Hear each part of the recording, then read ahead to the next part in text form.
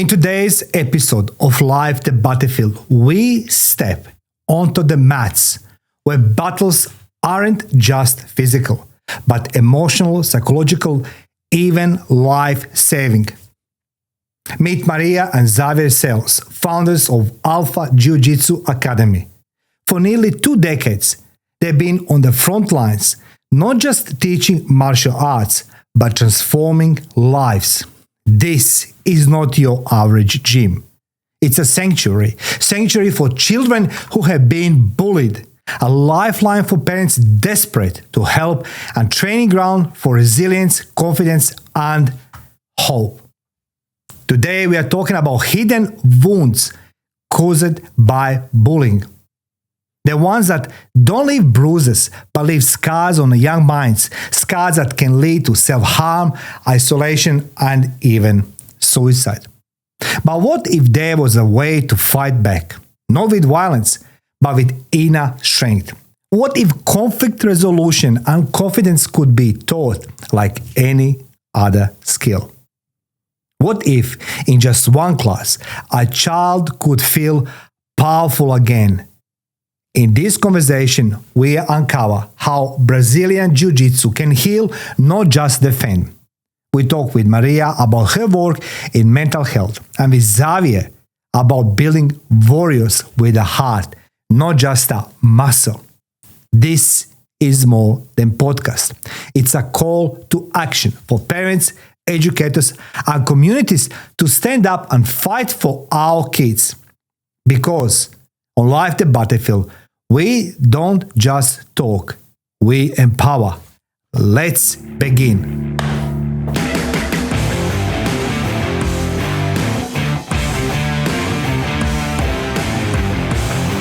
Welcome, Maria. Welcome, Xavier, to the podcast studio. Maria. How it has been? It's a public holiday today, so why you decide today to come to do the podcast? Oh, I guess Who's the gonna parking was easy today. Okay, parking was easier.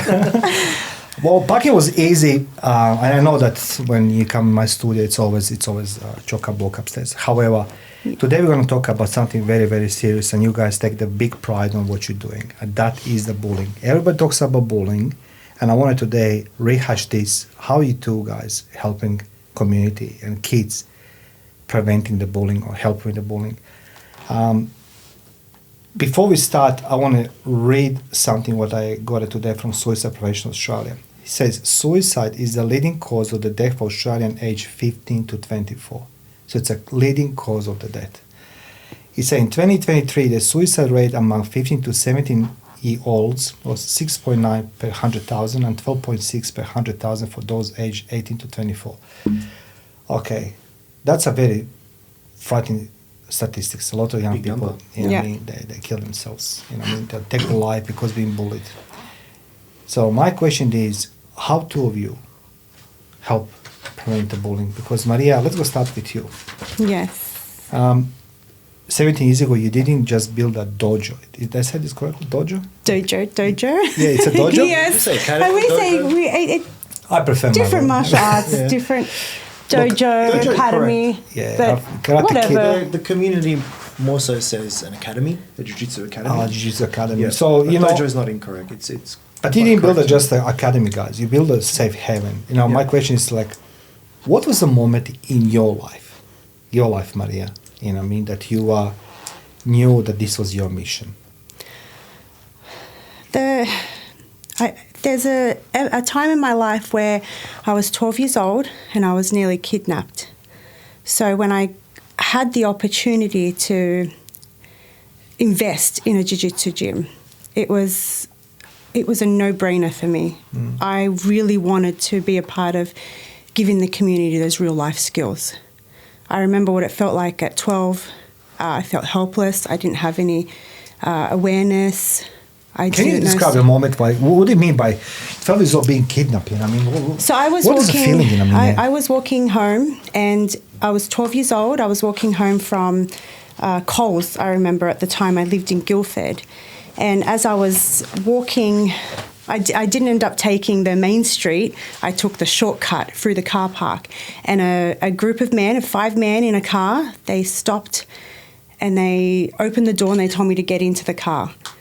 And by luck, I didn't freeze. I turned around and ran straight away.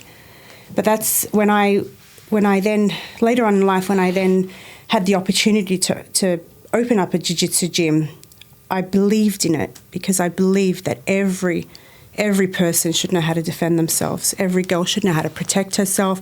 Every child should know how to protect themselves. Every adult should know how to protect themselves. So for me, it was a real life skill.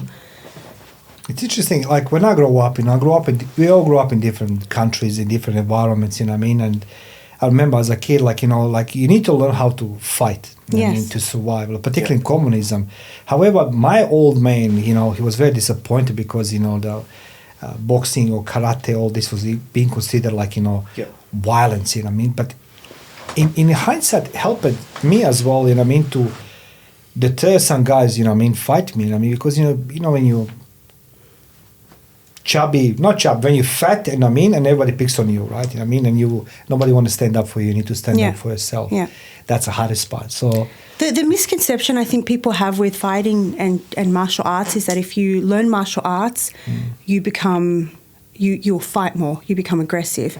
But the misconception is that if you actually learn martial arts, you become quite a patient person. It's actually quite the opposite. It's the opposite. You don't fight. Well, you find your space where you can spend that energy at. Yeah. And when you learn how to fight, or you learn how to defend yourself, I guess you don't want to challenge anyone outside anymore. If you want to challenge, you've got that space to do it at now. You can do it at the club, where people can actually fight back.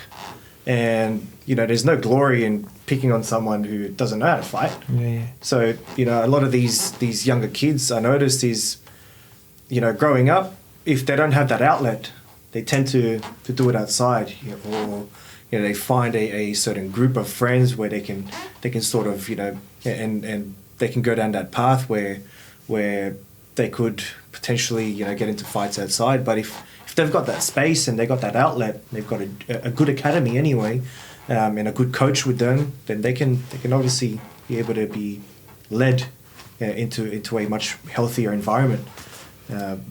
Well, you started Brazilian Jiu-Jitsu at the age of 10, Yes. Why did you start Jiu-Jitsu at the age of 10? Did you as well being bullied or? Well, at start, it was just more so introduced to me. My brother, my cousins, they all kind of practiced it.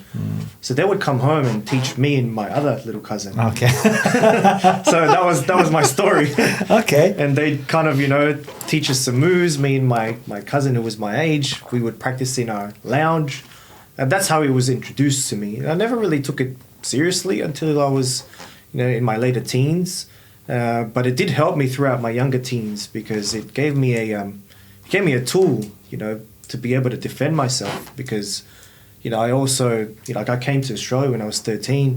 I grew up in the Philippines. So when I came here, I was different. My accent was different. My, I'm also, I was quite a little kid. So, I was mixed with people who were different sizes and people would test you when you're on the lighter side of things. So it gave me a tool to be able to defend myself. But yeah, I guess that's why I started Jiu-Jitsu. In terms of taking it seriously, that's a different story. I took it seriously when I was 19. That's when I really went full-time with Jiu-Jitsu. At 19, I think I started training 4 or 5 times a week, and then sometimes twice a day in those days. Why? Why did I do that? I guess it gave me a space where I could just be myself. After school, I didn't really know what I was going to do. I didn't enjoy studying, so I didn't go to uni. I tried different trades. I tried to go to plumbing. I tried to go do welding. Yeah. It just didn't fit for me. So I decided to take a little break. I thought, what, I'm going to just, have a year off from working so much and this and that. But I ended up falling in love with Jiu-Jitsu and that break never stopped, I guess. I want to ask Maria you something because you're it's you move the chair, you just come a little bit closer, just a little bit closer. Yeah, that's it, because I know I like to lean, but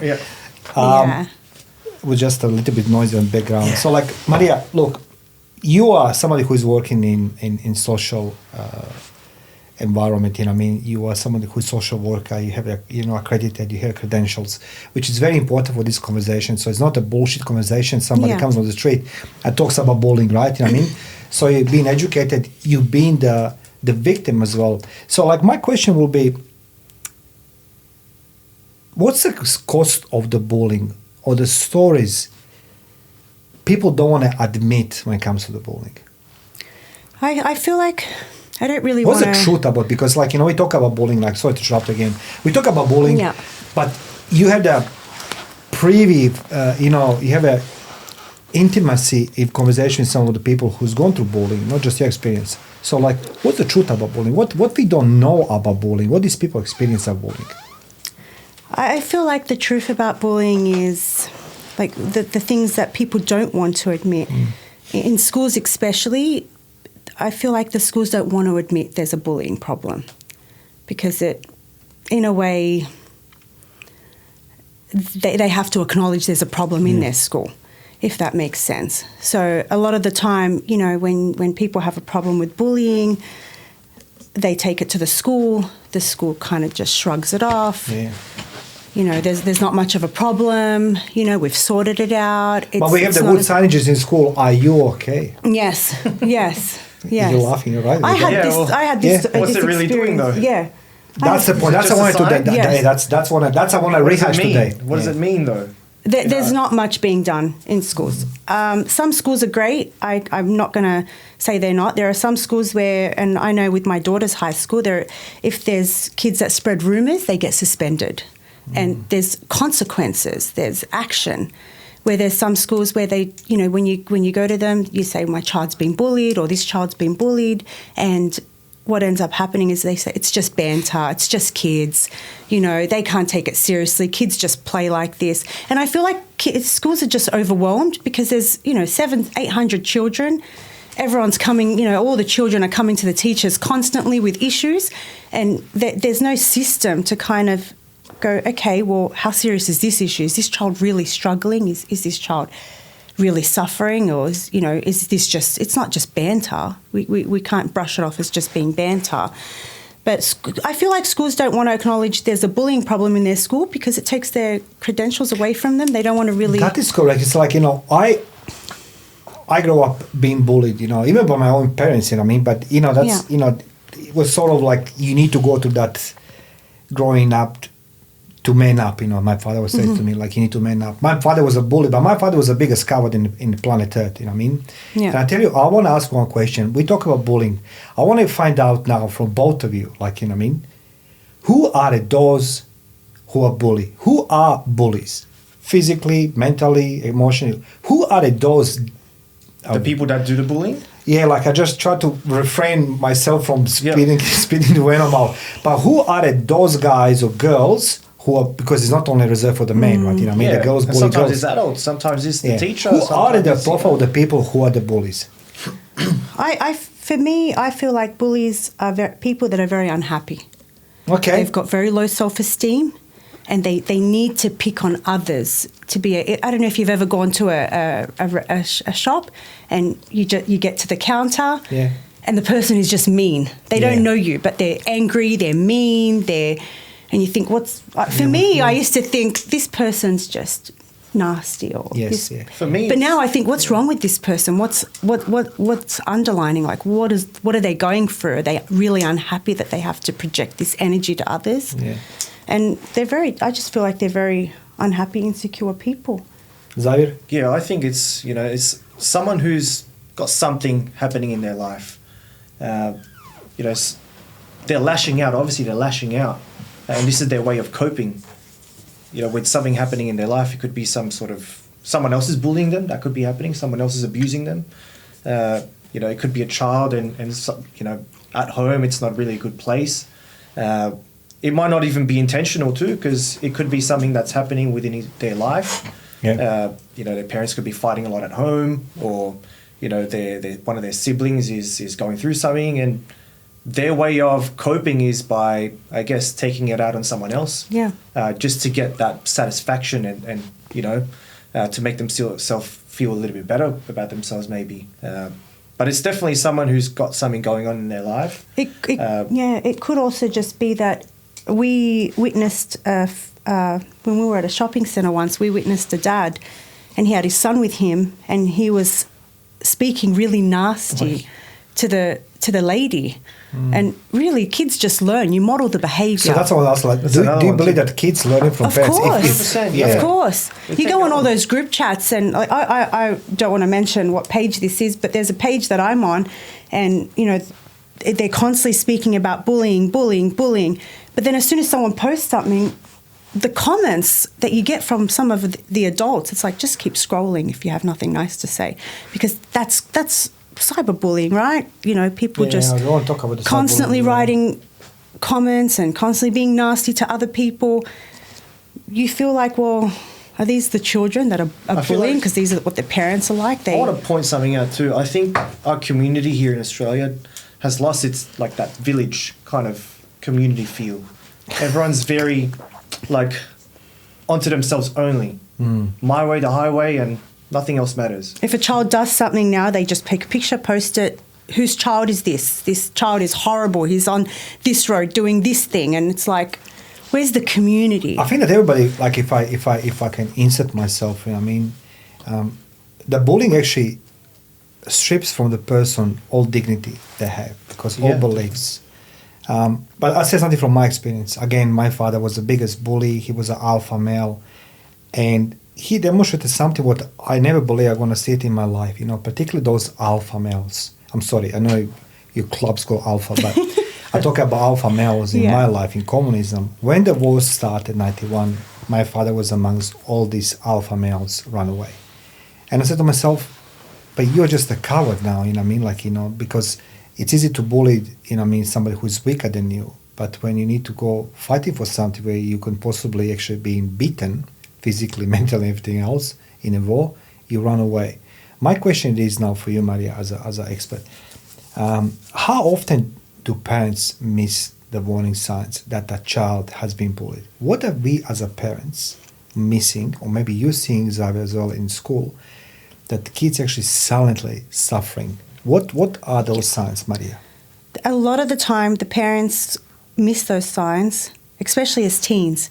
Because when a child's being bullied, they withdraw, they socially isolate themselves, they become on their phone. Sometimes they just go on their phones all day, lock themselves in their room. And a lot of the parents, what I found is a lot of the parents will relate this back to puberty. Oh, they're just growing, they're going through puberty, they're stressed at school. And all the bullying signs are missed because it goes into other things. You know, they're growing. Exams are coming. I just try to understand. Isn't the school something where they should pick it up the first thing? You know what I mean? 100%. I mean, they're getting the funds. They're getting all these signages. Are you or this? Are you or that? You know, the domestic violence day. You know, like harmony day. You know, BS day. This day. This day. This day. This is the problem, Mario. There's all. I want to know this. I want to know. Yes. There's events. I've spoken but there's to no teachers. programs. I've spoken to the community. And we're gonna make it this. We're gonna make it this about kids. I find it's the same answer. The teachers are exhausted. It's always the answer to me. They're overwhelmed. It's like, well, I had a teacher say, "Listen, I'd like to do something, but how am I going to do something? I've got 40 kids, and I've got to be on schedule. This and this and this. There's no teachers, not enough teachers in the school. I'm not a social worker. I can't do this stuff. So." I feel like they're overwhelmed. Well, in schools, there's only counsellors, and there's one counsellor for 700 kids. This counsellor is probably 1,500, and this counsellor is probably only there twice a week. They're not employed full time from the school, so they're not there every day. They're 3 times a week. There's no social workers. Counsellors can only do so much, really. They can speak to the child. They can, what are you feeling today? But you offered it. So this is what I try to understand. Like, you guys offered yourself, the services. Now I want to ask you, how have you encountered in what's it called? Alpha Jiu Jitsu. Alpha Jiu Jitsu. Yep. I need to ask the name. Yeah. So like Alpha Jiu Jitsu. This is your guys' academy. How often have you encountered some of your students come to you broken emotion because due to bullying, and you felt that this is maybe the they are considering, contemplating to do something to themselves, to self-harm themselves, something like this? I've encountered a few students. We don't want to know the names, but that's like, I've encountered a few students. How did you feel? How did you feel when you realized this? It breaks my heart, because listen, I'll backtrack a bit because I went through bullying myself. Coming back to your question before, how jiu-jitsu's helped me. As a kid, like I said, I came here at 13, so I was very different. Different environment. I also left my parents. I came to live here with different family members, and at 13, that's quite hard to do. So I was going through a lot of things in my life. Adjusted from Philippines to Australia, right? Yeah, so it's a very different world. You go from very busy, city kind of feel with a lot of people, and then you come here and it's a very different community overall. And I did go through a lot of bullying. Plus, you're not white. Yes, exactly. So I'm ethnic. So in school it was quite different, and I did go through some form of depression as a teenager. And I had to overcome that in my later teens. And the jiu-jitsu helped me do that. It gave me a space to be able to be myself without any judgment from anyone. And I guess the signs. I'll tell you now what the signs were coming from my experience. Yes, please. But that's the best way to learn from experiences of this. I was very withdrawn. My self-esteem was very low. I was very anxious. I used to have panic attacks. So the work that I do now, it took me a long time just to be able to speak in front of a crowd. My hands used to shake because I was scared to speak. I would, sometimes be in the corner after class just to kind of recover myself because I had to speak in front of so many people. But jiu-jitsu, really helped me as a person because I was able to just, I guess, start from scratch. No distractions, no one, putting me down. Everything was just lifting up. You get what you put in jiu-jitsu. If you train hard, you're gonna reap, the rewards. So I looked at championships, I looked at tournaments as a way to redeem myself, my confidence, my self-esteem, everything. I had something to prove, not to the world, but to myself. It's like, no, everything that people used to say about me, that I'm no good, I'm not a good person, I'm not going to get anywhere in life. All these nasty things that was implanted in my head, I wanted to erase all of that. And jiu-jitsu helped me erase all of those negative thoughts about myself. Can I just interrupt you there, just to have the breather? I don't often say this. It's very hard to impress me, anybody, particularly men. But you did long time ago. And what you said today, that was the courage. Courage to speak out without looking for any rewards, awards, recommendations, anything else. Somebody who is mastering jiu-jitsu, right? If I say this on your black belt, right? All these things, you compete, you're champion, we come to this. To say like Mario, I need to fight way up from the corner, being metaphorically speaking, being pushed in the corner, but need to fight out, in a wall, different color skin, different background, and the list goes on. But that's the courage that you say, like, I fought myself way up. So many kids who's going to listen now is going to recognize, what did you say, self-esteem? Yep. Yeah, being afraid, panic attacks. I can't even imagine having panic attacks. Yeah. You. Yeah. You, like, sometimes still now, to be honest. Yeah. I had to prepare myself before coming here. It takes balls for this. So that's for that one I admire you. So like, thank you. Alpha Academy Jiu-Jitsu. Like, I want to talk about how you guys helping others. So when we establish this one, before we continue, what is your credential in Jiu-Jitsu? My credentials. Okay. Apart, you can wipe the floor mat with me, but okay. I've gotten the national championship title 6 times. I've gotten second place in there a few times as well. I've gotten state championship titles all over Australia. I think I got Queensland and Sydney 7 times. I think I did 2 in Queensland and 5 in New South Wales. I got the Asian title. I got the Pan Pacific title 3 times. And I got a few international tournaments under my belt too. Okay. Quickly, how many injuries you sustained? Quite a few. A lot. He's broken. And why did you ever give up? Sorry? Why you never give up? Oh, listen, I could never give up, you know. Once you put the belt down, once you give up, it's like, you know, this is my passion. This is what helped me throughout my life. I wanted the kids who's listening right now to, you know, to they get that flame out of you, like, that energy, like to never give up. You gotta keep fighting, Mario. That's the thing in life, you know. When a challenge comes in, I've got this attitude, right? A challenge, I like challenge because it makes me better. You know, when someone puts a challenge in front of me, I used to shy away from it, and I know what it does to someone when you shy away from challenge. But now when a challenge gets put in front of me, I think if I get past this challenge, I'm going to be a better person. And that's my way of fighting through life. You know, if I get an injury, it doesn't matter. I'll recover, I'll do the right thing, I'll do everything right, and then I'll get through it, and I'll become a better person after that. That's my attitude. I'm buying this one. You know, keep fighting through. Let me ask now, Maria, okay. Give me your score on a mat. What belt you are? I'm a blue belt. Okay, is that good or bad? It's good. I should have this been is probably mid-level management, right? I could have been a black belt by now, but I had 4 kids. Okay. I have 4 kids, so That's a great achievement itself. It's a great achievement. Yes, I took time off. So the mother of 4 can find the time to run the business and go on a mats fighting. Yes, I try my best. I admire it's hard. that It's one. hard for all mums, I know, but I try my best to put the gear on and to continue my jiu-jitsu journey. Look, I have privilege, you know, you're my friend on Facebook, you know what I mean, so I can see it, you know what I mean, sometimes in a kimono, everything else, like, so like I don't want to be in that corner. Let's go talk now about Alpha Academy, right? Let's go talk now about the core of what you're doing to people go to the bullying more easier and, you know what I mean, to heal themselves from being bullied. For me, I want to give them the same experiences that I had. You know, what I got from jiu-jitsu, and it's about those challenges. You know, I like to challenge my students because I know they're going to be better afterwards. And I do it in a way where I'm a bit subtle with it sometimes. You know, I might get them to, you know, volunteer in front of the class.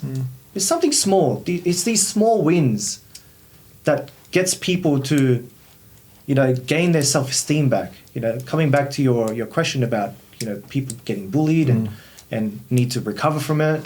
I try to give them an experience where they can have small wins in life. A small win could just be them putting their hand up in class. If I formulate a question like, for example, you're teaching that resilience and conflict resolution, right? Now, what does that mean to actually looks like on a mats, let's say, you know what I mean, for 9 years old who's been bullied at school? How does your program help them? So I also have 9 years old. Again, I started with my son. My son was like a 7 or 8 or 9. I can't remember properly now. It's becoming old. But I remember in school has been something was start happening, and we didn't know he was developing epilepsy. But he's been bullied by everybody in school, right? You know what I mean? So he was come home agitated, crying, and all these things. Now, the question is like, you know, we missed some signs, meaning his mother. But you guys developed system. So what does looks like for the 9 years old? How your program resilience and conflict resolution helps them? Can I tell you about one of the systems that we've created? Yes, please. You know, we've created a system where, you know, from the start all the way till, you know, their training, we're able to go and help them with their problem. You know, they come with a problem. Everyone comes with a problem, whether they've been bullied or, you know, so many other things, right? But first, I nurture them. Then you encourage them. Then you motivate them. Then you introduce them to structure, right? Structure in the class and everything. And then you celebrate their wins. So let's say, for example, a 9-year-old comes in, they're broken, they've been bullied. They're going to be probably shy to come in. They're probably not going to want to step on the mats. There's a lot of people, a lot of other kids. Yeah, of course, you know, like, that's the... Yeah, we need to nurture them first. You know, hey, how are you? You know, Johnny, you know, let's come in the class. We need to build that relationship with them. A safe space. Yeah, and make them feel safe. Yeah. You know, you need to nurture the person first. I don't care what age it is. Okay, let's go a step even further back, right? You know what I mean? 9 years old doesn't rock up in your club, guys, right? He doesn't just rock up. So parents, the parents The parents do, yeah. How do you explain to parents that resilience takes time to be built? That their kid, obviously the parents talk adult conversation. Parents says like, Maria, sorry, my son, my daughter, me, my wife, we experience it with our kids, bullying. We want them to, Speaking about resilience, people have the wrong idea about it sometimes. Please, share with And us. the thing is with jiu-jitsu, when you put your kids into a team sport, a tough team sport, soccer, jiu-jitsu, it builds resilience, mental resilience. Some people have the wrong idea. Some people say, well, if they're in a school and they're getting bullied, that's going to build resilience. Just leave them. They'll toughen up. They'll learn how to build resilience. But it's really the wrong way to look at it. Yeah. It's really like saying to someone, if you're in a domestic violent relationship, stay in that relationship because you will build resilience. If you're in a toxic work environment, you're not going to tell your friend, stay in that toxic work environment because you will build resilience. So I think when they walk through the door, we really have to talk to the parents and tell them jiu-jitsu is going to build resilience. It's not going to do it all, though. Jiu-jitsu, we would do a part of it, but we have to educate the parents, because what we do on the mats, we can't be at the school, we can't be at the sporting events there are, we can't be where they're being bullied. So it's really up to the parents to be their child's biggest advocate. In the gym, what we do to help them is we also give them a platform to become leaders, not just students. So in the gym, even if they're 9 years old, if they've been bullied, we bring them in, we nurture them, we help them. Then we slowly get them to do the warm-up, to teach another child, to help in the class. We even give them little payments, like a payment system or a reward system. And then you realise that during the course of these kids growing, they've come in, they're shy, they've been bullied, but now they're the child on the other side when the other kid walks in and they're shy and being bullied and they're helping that child. And it continues. You know what it is, Mario? We're adding value back in their life. Give them a purpose. A bully. Yes, a purpose. Pushed them down, took value away from them, their dignity. We're just the vehicle that's giving them that vehicle so that they can regain that dignity. We've had kids that have started working with us at 10, now they're 16, they're blue belts. Yeah. And now and for years I've looked at them and they haven't said boo on the mats. And I'm like, what's going to happen? They're going to come out of their shell one day, and then one day you show up to a class and they're leading a whole class. And I believe you. You know why I believe you both of you? They're verbal, they're leading, they're teaching techniques, and you're like, this kid didn't even speak 5 years ago. He just stayed in his corner. But we're just trying to not only teach them martial arts and jiu-jitsu, because teaching them the skill, teaching them how to defend themselves is just a small part of the box. But it's how they interact, how they help others, how they teach, how they become leaders. And then these things will obviously translate into their other lives. At school, when they see someone, they'll take the initiative to help someone that's being bullied. They'll stand up for someone else. They'll be able to speak or even maybe communicate bullying better with their teachers and their peers and whoever's around them. I mentioned this earlier in conversation that it's very hard to impress me, and I said, like, world is full of preachers. And one thing what I learned, I'm the military man after 14 years. I remember when I was in military, you learn the theory in the classroom, then you go in the field with a drill instructor, shows you practical, and then he says, now we need to do practical. And that's how we learn. You can't learn how to fight bullies if you're not being bullied. Joseph Campbell, in his book, Power of Myth, he said, teachers lead by the example, right? That's what it is. And the leaders as well. Two of you are those people. You've been in such a shit position in your life, Being the woman is not easy to be in today's society. Coming from different society into Australia, different color skin, everything else. I'm just going to share with you something of my experience. Not recently, when I started business, 2009, I went in a Chamber of Commerce meeting, first time. And the guy greets me on the door. He said, "Hi, my name is such and such." I say, "Mario Bekes, I'm I'm going to become a millionaire suddenly." He says to me, "You're never going to succeed." And I said to him, "Why?" He says to me, "Your English is a shit." I say, "Well, tell me something what I don't know." But he told me I need a speech therapist. Speech therapist is not a teacher. It's somebody who is like, you have damages. So I went home crying. For that reason, I will always recommend two of you, because you guys been into that shit. You've been down on the bottom of society, fighting your way up, and you can show and demonstrate by your own example that impossible is possible. For that one, I commend you. So parents need to learn as well, as you say, Xavier, right? In Maria, that they need to learn that the resilience doesn't build overnight on a mat. They need to go together. So how the kids heal through jiu-jitsu? So tell me, Xavier. 9 years old comes to you with the parents, you build that program, everything else, and then sees you with the black belt, and you're throwing everybody around. It's like I'll do poop on my pants when I see you doing whatever you're doing. It's like I don't want mom, take me home. A healing space. And plus another thing is that jiu-jitsu is an individual sport. It's not like you doing it's a one-on-one what I try to say. There's a team environment, but in the end, it's going to be you against the other person. It's a one-on-one battle. So you can look at it both perspectives, where it's a team environment and people help each other out. And that's what we try to create in the academy. But also, when it comes to the battle, it's you and them only, right? Yeah. So I guess your question is how we create these resilient kids. Is that it? Yes. Healing. How do you create healing? How did jiu-jitsu heal? How did jiu-jitsu heal from the? Not just how you build. See, this is different with you and Maria. That's a feminine touch, Maria. How the jiu-jitsu heals the wounds? So it's giving you those small wins. It's not something that we get in life anymore, where we're able to just persevere in something and really work towards something and get those small wins and gain that self back. We provide a space where there's no judgment. We tell people, leave your ego out the door. The door's right there. Leave your ego on the mat over there outside, because that's not going to come in here. If you bring that ego here, you're going to get hurt. How do you feel when you see somebody comes from parents? Maybe try to be seen small.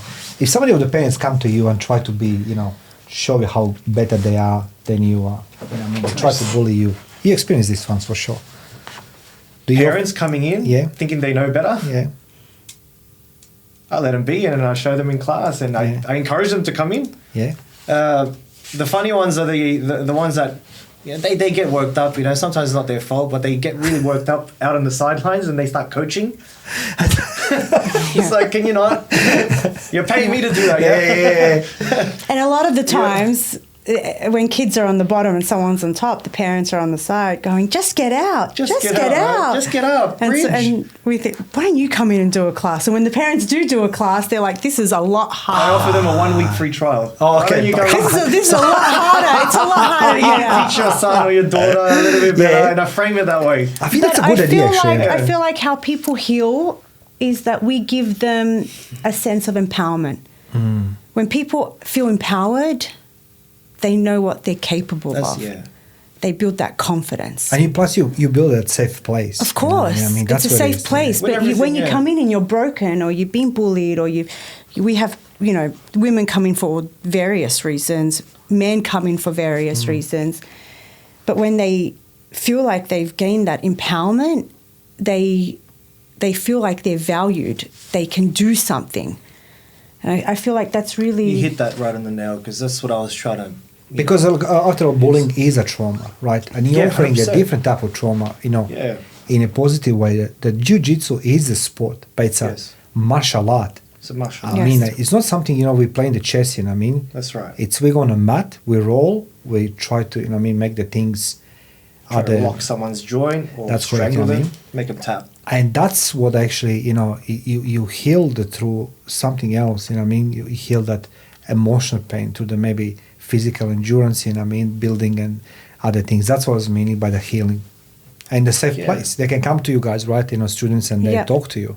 They're empowered, after, sometimes they don't even realize, sometimes you don't even realize that you're building yourself up because you're enjoying your time in there. You're enjoying your time on the mat so much because everything's blocked out. When you're 1 versus 1 and one person's trying to strangle you or, you know, try to stretch your arm out, you're not going to be thinking about all those distractions. So time passes, but, you know, it's always nice to see a student go from here to here, and that's my job to remind them.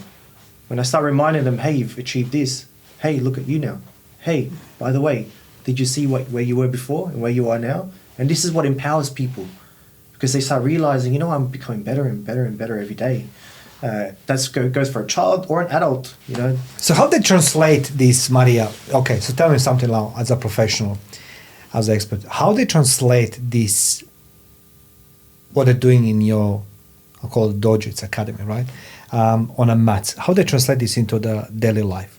How this help them to now, okay, I finished my training today. Yeah. You know, it's a safe place talking to Maria, talking to the Xavier. I mean, I can't have a Xavier in my school every day because, you know, I remember in school when I was going, kids has older brother. I was like, oh God, if his brother comes, I'm in trouble, right? Yeah. But one thing what I remember, and I said like I can hear it inside of your conversation with me when I was fighting other guys.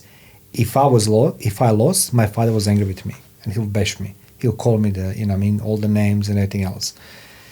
You don't say to the parents, or the kids, like, if you lose, you're terrible. You inspire them to become better. But how the kids translate this, or adults? I believe you have adults as well who've been bullied. Yeah. Okay, let's go talk about as well the both groups. So how they translate this into daily life? I've been on the mats. I learned from Xavier yourself. How they translate this now into daily life? They rock up in the school and say like,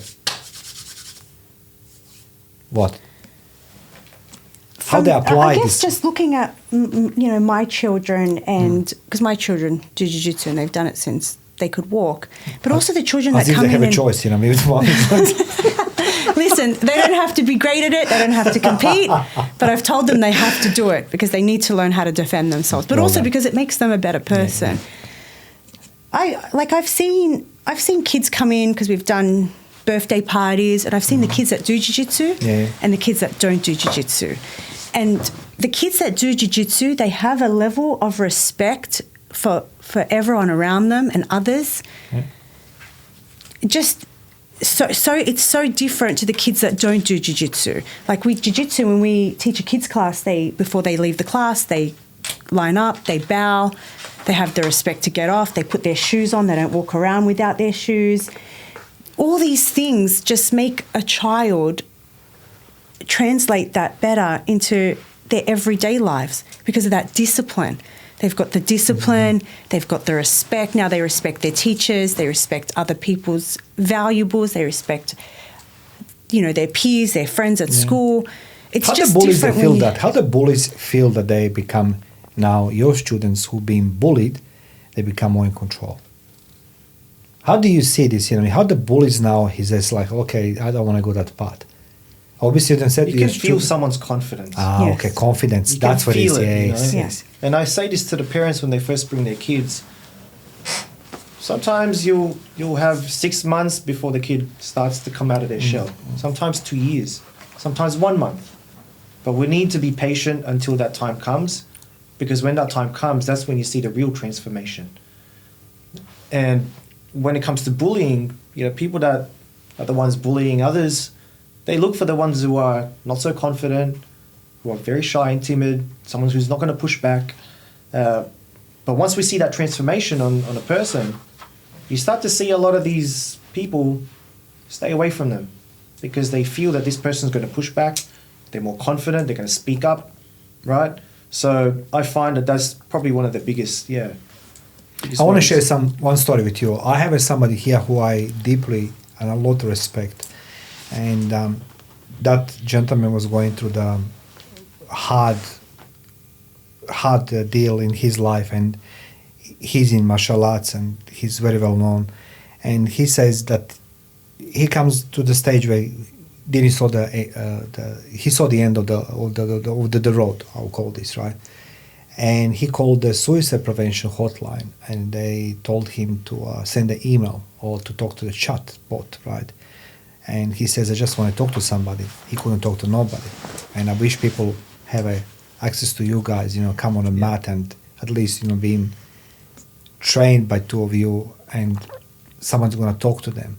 I say this is what the society is. You guys, you put yourself up front, giving other kids the purpose, safe place, and the tools to become the better person in life, which is lessons they learn with two of you to the rest of their life. Now I want to ask you, Xavier, you train a lot of people, right?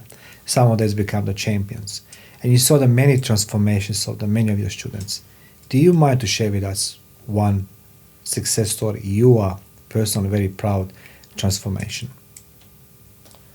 There's a boy in our school. He first came in, and he was very shy. He was probably very, very anxious. He couldn't speak without showing that he's very anxious. You could physically see that the boy's very withdrawn. His confidence was very low. His brother was training at the time, so he was always at the academy when his brother was there, his little brother. Okay, yeah. So, it gave me and the parents some time to really encourage him to give it a go. His parents are very supportive. I commend them a lot. Every time they're there, they're encouraging the boy, it's all right, go ahead. Xavier will look after you. Don't worry about it. The boy started with me with private lessons, actually. He didn't want to join the group because he was anxious. I just started slow with him. Just showed him very super basic moves. And he had his friend with him, so he had a good support network. He had a friend that trains with me also. That boy's been with me for a couple of years now. But I watched this boy go from, someone who's very shy, super anxious, was getting panic attacks. He reminded me of myself, actually. Yeah. And then we gave him that platform. We gave him that platform where we can, obviously, let him achieve a little bit more, and get those small wins. And eventually, we started seeing him put his hand up in class. We started seeing him talk more. Now then he started demonstrating. So it's one thing to just put your hand up, but also ask students to demonstrate in front of the class. Would you like to demonstrate what I just shown so that we can practice it all? I give him that moment so that they can build themselves up. And now he's assisting. He's assisting in the younger kids class now. Look at the smile on your face. That's what I was looking for. That's what I was looking for. We saw a boy who couldn't even speak without showing physical, anxiety, to now even leading other kids. You go from here to here, and of course you're going to be like, that's amazing. And that's what I really, enjoy. One things that I really enjoy about my work is seeing those transformations, especially with children at such a young age, because I didn't get that opportunity. I had to do that as an adult. And I've just watched this boy do it when he's a kid. Yeah. And I'm thinking, man, you've got a long way ahead, and I'm glad that you're. See, that's what I like that today, you guys. First of all, you found the time to be here today with me in the studio. It's a public holiday. Secondly, as I said to everybody around me, it's easy to go on social media and find that someone's going to give you the nice, great speeches. I have a couple of those people in US. They're talking all these things and everything else, but it's all the theory. But what you guys producing, it's a hardcore, real life drill. You do this on a mats. You can see the people growing. They can rely on you. They can ask you questions and all these things. And I feel like it's different when the people teaching have actually been through these things. Because when people come in, we really can relate to them. Yes. Like we've been there. I've had a child that was severely bullied last year. Even with my experience, I nearly fell through the cracks. I was just lucky enough to pick up on it. But you've been bullied. I had my child last year was bullied severely. How did you felt, Maria, if I can ask you, when you know that your kid was being bullied? All parents now understand that you're the mother. Most and foremost, you're the mother of 4 kids, right? Yeah. So it's not just running the business. Yeah. But, how do you feel like a mother? Tell all parents to understand what you gone through and how did you fought that back? It was very hard. I have a daughter. She's neurodiverse, and she had a few other issues. She's different, but she's very unique. They're very authentic. I put her in a school, and she was severely bullied in the school. And at the time, I feel like it was year 6, so it was just trying to get her through, and she wanted to stay there. But I feel like she was getting severely bullied, and even though I was quite a good advocate for her, but I feel like I could have done more at the time. And this is what I've learned from my own experience. But we went to the school a lot, we spoke to them a lot, we told them she was being bullied. The thing with my daughter that was different was that she was neurodiverse. So neurodiverse kids, they sometimes, and this is what the schools don't understand, sometimes neurodiverse kids, they have sensory issues. So loud noises, if they're panicking if people are screaming at them, tormenting them, they react by hitting. Not out of aggression, but out of sensory. Yeah. I don't know if you've ever seen that. That's the copy. Yeah, look, it's a coping mechanism. I know that my son was epileptic for 12 years. He had focal epilepsy, so the light sound, particularly people who are shouting. Yes. Then he had the seizures, but they will go into that sort of defensive mode, and sometimes they hit. Yeah. My daughter was looked upon as an instigator. Oh, really? Yes, she was looked upon because she was being verbally tormented, always verbally bullied, sometimes grabbed, sometimes shoved. In saying that, though, she never hit unless she was the other person hit her first. She never hit unless she was touched. That's right. But the problem with the school, and this is what I've noticed with the system, and this is what we want to bring change to, is that there's types of bullying and there's levels of bullying. So if someone touches you, you don't get suspended. But if you hit someone, if you punch someone, you get suspended. If someone shoves you, you don't get suspended. For me, and this is what bullying, I was trying. Bullying is bullying. Bullying is bullying. Verbal bullying. Assault. Yes. Yeah, like the law. Yes. As an adult, if you touch someone, who decided to grade? So she was getting verbally tormented every day. There was a teacher that was bullying her too, just always picking on her. She didn't know how to work with I don't know if she didn't know how to work with neurodiverse kids, but neurodiverse kids are very different. They sometimes fidget in class, and then you've got the teacher going, "Stop fidgeting, put that down. What did I say?" They're just always on the attack mode, and she was, obviously getting tormented, getting grabbed, getting shoved, and she would fight back because that's what she's learned to do. She's learned to defend herself. But then she was getting suspended. She was the one getting offered counselling. And we got to a point where we were like, hold on, but what's happening with the verbal bullying? These people are tormenting her. They're telling her that she should go kill herself. They're You're telling the her first to get... one. So interrupting, Maria. I'm like, it's my I've become very passionate now about these things. And I said, not because it's like all three of us have experienced bullying, in different levels of life. I saw with my son. And one thing I said, I must say, where my son was going to school, they were very protected. They knew straight away he was epileptic. They introduced him into the school, look after him as a pupil. Of course, some kids, take a disadvantage, but school will sanction them. Most of them, they respected his boundaries and behaviors. But the thing is, you said something, Xavier, attack is attack, assault is assault, sorry.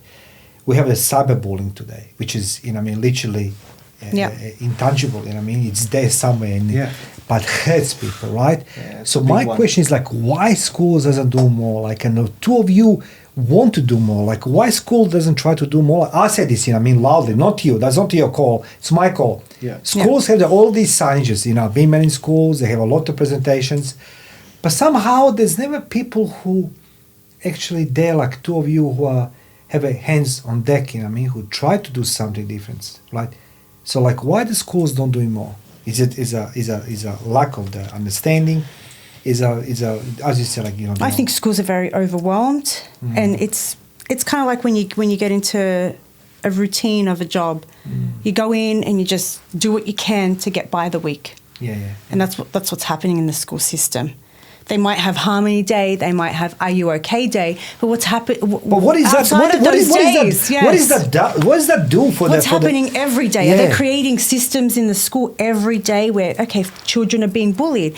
What I noticed in schools too was that when kids are being bullied, one will get suspended, the other one will get sent back to class, but there's no mediation between those kids. Are you sitting those kids down? Are they talking about their feelings? Are they telling this person how they felt when they were bullied? Empathy. What is where is the problem? Are they both expressing their feelings? Are they both trying to see each other's, both see each other's sides? I'm advice, because it's I'm just listening to what you're saying, and I can hear that some people from social media talking about bullying, do this, do that. Everybody talks. No action. Action. Now I want to ask you a No question. action. Exactly. I want to ask you precise question, right? Because like you took an initiative in your hands, both of you. You know what I mean? And you try to turn your club, your dojo. I'll call it dojo because it's like reminds me of I like Karate dojo. Kid. Dojo's Look, it reminds me of Karate Kid. Dojo, we can call it that. But also academy, like because Brazilian Jiu Jitsu, it's one of the funnest martial arts forms. But okay, my question is for you. What role do you think that martial arts as a Brazilian Jiu Jitsu, right, should play in modern education system in preventing or dealing or coping or healing the bullying? Xavier, you're the guy from the mat, you know what I mean? You are there with all these kids, so asking you as somebody who is on a mat. You know, I think when it comes to schools and taking action, there's no consequences. There's no consequences that's given to the kids. Not enough anyway. And the consequences sometimes can be subjective to just one person. There's no protocol. You know, why isn't the consequence on both? One was verbally tormenting the other kid. This kid ended up hitting the other kid. I think both of them are in the wrong. But it seems like there's grades to it now where only the kid that hit is going to get suspended. Hang on, this kid was verbally tormenting the other kid, telling him to kill himself. Like, how many kids have you seen, Mario, that have killed themselves recently? You see it on news all the time now. We become 10-year-old statistics kid, here. you know, and it's really sad. It's in our community now. Yeah, there's no consequence, and I feel like it's not just the school, but also the parents that no one knows how to say no anymore. Everyone just says yes to their kids now. Yes, you can have the iPad. Yes, you can have an ice cream. Yes, we can go to the Easter show. Hang on, this kid was at school he was tormenting other kids. He's coming home and breaking things at home, and we're just trying to get by just by giving them instant gratification. You know, whatever the kid asks, they get. You know, I think that's one of the issues right now. And there's also people need to learn how to be more kind. Yeah. There's no village anymore. That's what I feel anyway. Everyone at school is against each other. They model their parents because their parents are the same way. One of the issues anyway. So I think it needs to start with the adults, you know, with the teachers and the parents. And empathy is such a big thing. Like if I have a child and my child came home, and I remember that I had an experience with my child. She got punched in the face. And I said, okay, it wasn't right that you got punched in the face, but what did you do? You need to give your kids their own accountability. Were you verbally, okay, it wasn't right that this person did this, but what was your part in it? How did this start? Did you say something? Did you do something? Did you grab the person? I feel like parents, their kid gets bullied. They feel like their kid gets bullied, their kid gets punched, their kid gets into a fight, but they don't want their own child to take any accountability in that process, if that makes sense. Two people are wrong. Yeah. You know, if you're both in a fight, two of you have contributed to that fight. Two of you have done something. Two of you need to apologise, not just always put the blame on someone else. Yeah. Parents always like to put the blame on the other child, but your child also needs to take accountability for their actions. So it's very important because as adults, we grow up and we need to always take accountability for what we've done. If someone is angry with us, obviously we've hurt them, and we need to acknowledge that. And I feel like that's a big thing that's missed. You know, everyone tries to just to be right. To be right. Everyone tries to put the blame on someone else, but it takes two. I was doing my research before you come here, and I tried to find on social media martial arts schools who talk about bullying, but you know, I can see most of them, they'll put on website, copy paste from some government websites, but the reality is that very few globally talk like this, two of you guys, and I said that's what makes you very unique and puts you in a unique position that kids, again I will say this, I have nowhere to run as a kid except to my grandfather. So my grandfather will protect me and shield me, even against my father and all these things. And I try to think now, today kids, they become silent, and then you can see on news, some kid took it on his life, and everybody's like, wow, he was a great kid. Well, because he was being quiet or she was being quiet, it doesn't mean she was being a great kid. I think she's been suffering or he's been suffering in silence. Parent failed and didn't, because what is with you guys? It's a safety net as well. You can see things what parents cannot see it. Kids gonna open to you, then they'll not open to the school. And as I said, school doing a lot, but you guys doing much, much more. Now, before we go wind up this thing, I just want to ask one question I didn't ask at the beginning. What is the Brazilian Jiu-Jitsu? What is the type of form, Xavier? What is the Brazilian Jiu-Jitsu for everybody who doesn't know? I mean, I know, but I forgot to mention this at the beginning of the conversation. Apart, we rolling on a mat, we grabbing each other. Brazilian Jiu-Jitsu, let's compare it, right? Yes. There's two main art forms when it comes to martial arts, if we take weapons away anyway. Mm-hmm. Weapons is one, let's say three. Yeah. One's weapons, one's striking, and one is grappling. Yeah. Weapons is obviously, you play with swords and all those things. You learn how to do that. Number two is striking. So you got your boxing, kickboxing, Muay Thai, karate. Then you have your grappling arts, which is judo, wrestling, Brazilian Jiu-Jitsu, so and so. The main objective of Brazilian Jiu-Jitsu in terms of the fighting aspect of it is to put someone either in a stranglehold, so to choke them out, put them to sleep, or to break a limb. So you can either stretch out a joint and dislocate their joint, or perhaps break a bone. So that's the objective. When you compare it to other arts, boxing, you got to knock him out. Yeah.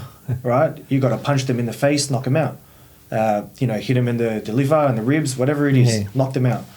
For jiu-jitsu, it's to make them submit, either by tapping out, that's them giving up, or in self-defense, if you really have to put them to sleep, then you put them to sleep.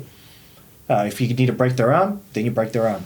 So since the jiu-jitsu becomes, Maria, very, very popular sport last couple of years, I can see.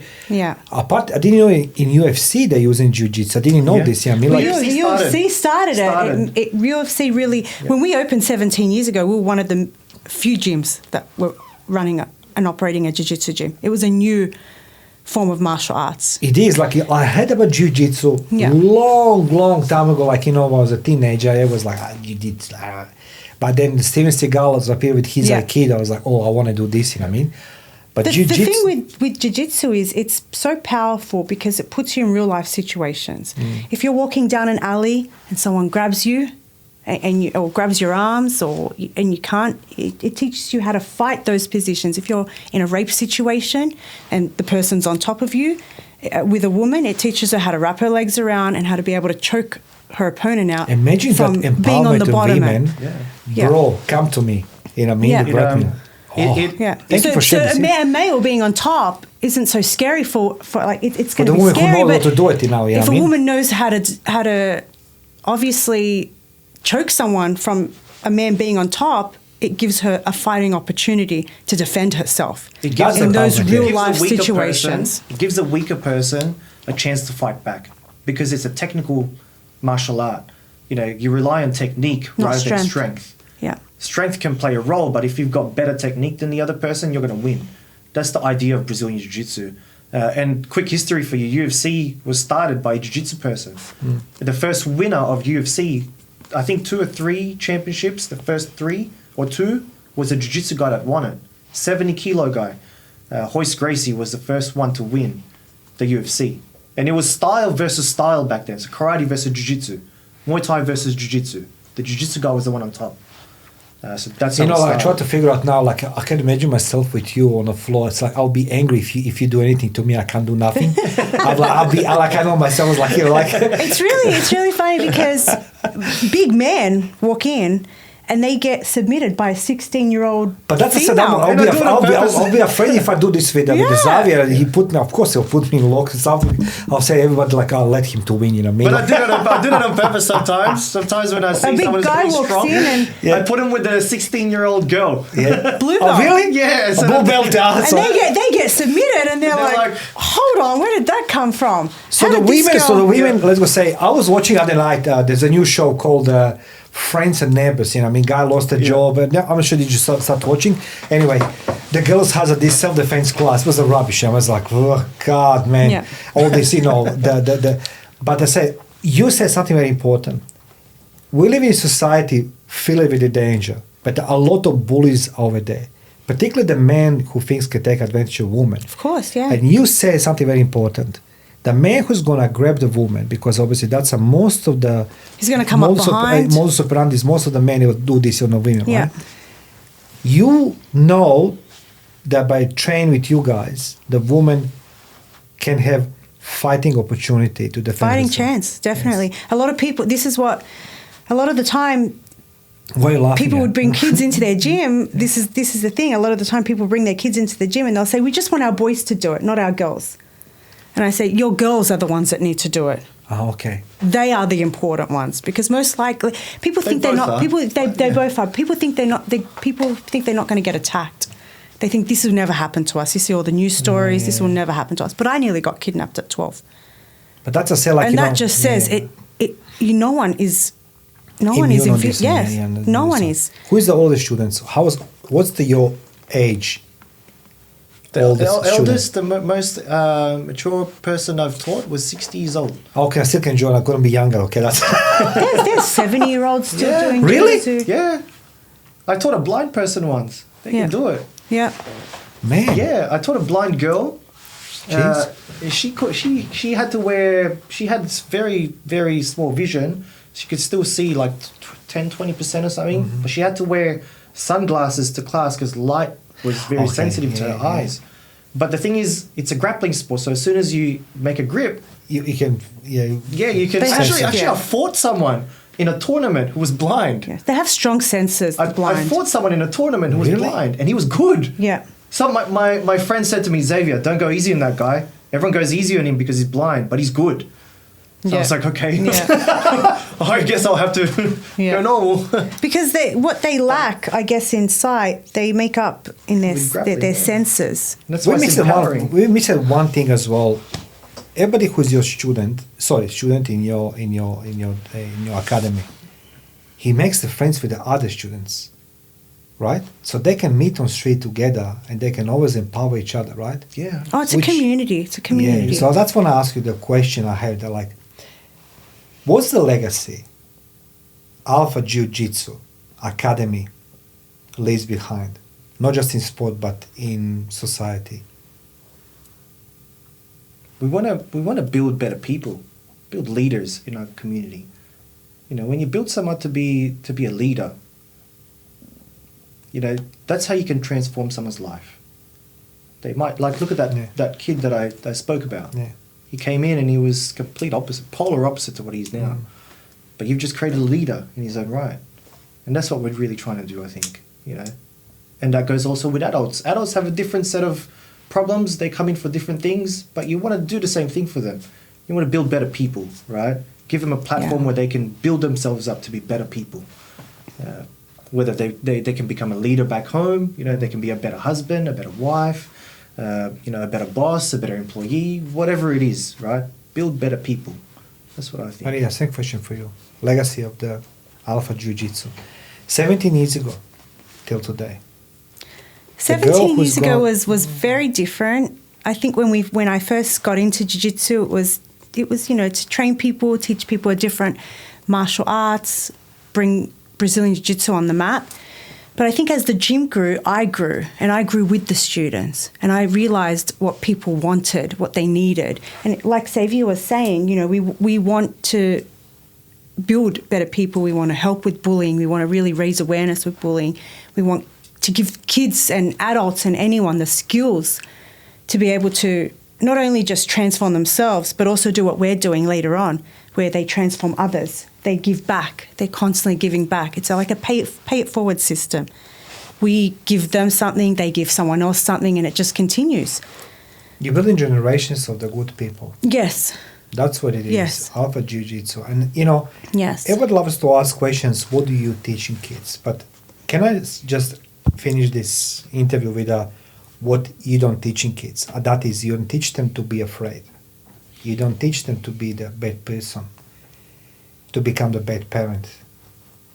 to become the awful bully. Instead of this, you build them well. And I say, like, to the 300,000 followers of this amazing podcast, I want to say, guys, I'm going to put the comment section below all the details of the Alpha Jiu Jitsu Academy, Xavier and Maria sells. I want you guys to contact them. Don't worry if you are 50 years old like me, you have a child who is 9 years old, 7 years old, maybe you're 70 years old, you are more than welcome to talk to Xavier and Maria, who took the challenge to themselves to bring this society better people by educating everybody else how to fight the bullying. So guys, I just want to say thank you for being my guest today. Thank you for showing today on a day off when the most of people sitting at home and eating and chewing with chocolates and complaining about life. We've indulged too much in Easter eggs. We did that yesterday. Did you? Hey, be honest, but I'm going to come back training today. I'm looking. I'm going to go back to train today. We're going to train today, but thank you for having us. No, it's like you guys really deserve this. So it's like I want you to know there's a people who talk and people who work, and you guys doing the work for everybody. So that all these preachers and the public speakers can steal from you what they're seeing, what you're doing, but they cannot be you. I'm truly admiring you for converting and transforming the lives of those who feel they have no hope. So guys, for Life the Battlefield, Maria sells, Xavier sells, Alpha Jiu Jitsu Academy, and I'll put in the comment section below. Contact them. Thank you. Thank you.